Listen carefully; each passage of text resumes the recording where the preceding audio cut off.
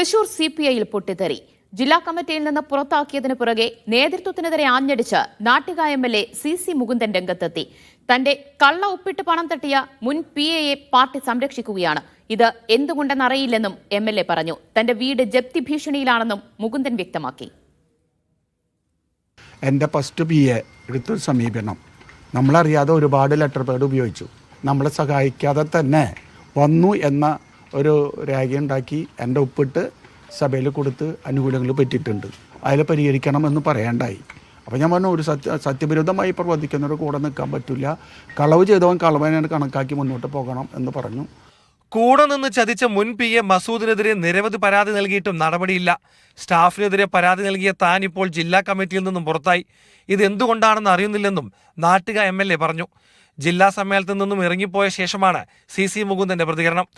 നവകേരള സദസ്സിന്റെ സംഘാടനത്തിനിടെ പോലീസിനെതിരെ പ്രസംഗിച്ച ശേഷം തനിക്ക് ദുരനുഭവങ്ങളുണ്ടായി. തനിക്കൊപ്പം നിന്ന സഖാക്കളെ പോലീസ് നേരിട്ടപ്പോഴാണ് പ്രതികരിച്ചത്. ഇതിന് വിവിധ ഘടകകക്ഷികളിൽ നിന്ന് വരെ വിമർശനം നേരിട്ടുവെന്നും CC മുകുന്ദൻ പറഞ്ഞു.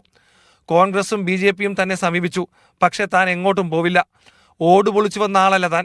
സ്ഥാനമാനങ്ങൾ തനിക്ക് പ്രശ്നമല്ലെന്നും തന്റെ വീട് ജപ്തിയാണെന്നും CC മുകുന്ദൻ പറഞ്ഞു. MLA ആയതുകൊണ്ട് മാത്രമായിരിക്കാം ഇപ്പോൾ ജപ്തി നടക്കാത്തത്. ഇപ്പം എന്നെ സംബന്ധിച്ചുള്ള ഒരു വിഷയം MLA ഒന്നുമില്ല, വീട് ജപ്തിയാണ്. ആ ജപ്തി എങ്ങനെ പരിഹരിക്കുന്നതാണ് ഇപ്പോഴത്തെ മനസ്സിലുള്ള വിചാരം. എൻ്റെ ജീവിതവുമായി ബന്ധപ്പെട്ട കാര്യങ്ങളൊക്കെ നമ്മുടെ പാർട്ടി രംഗത്ത് എന്തൊക്കെ ചെയ്യാൻ പറ്റും അതൊരു ഒരു സഹായം ലഭിച്ചിട്ടല്ല. കർഷകത്തൊഴിലാളി, അതുപോലെ ചുമട്ടുതൊഴിലാളി, ആ മേഖലയൊക്കെ ബന്ധപ്പെടുത്തിക്കൊണ്ട് അതികൂടെ വളർന്നു വന്ന ഒരാളാണ് ഞാൻ. 5 സെന്റ് ഭൂമിയിലുള്ള ചെറിയ വീടിനായി 18 ലക്ഷം രൂപയിലധികം കടമുണ്ട് CC മുകുന്ദൻ MLAക്ക്.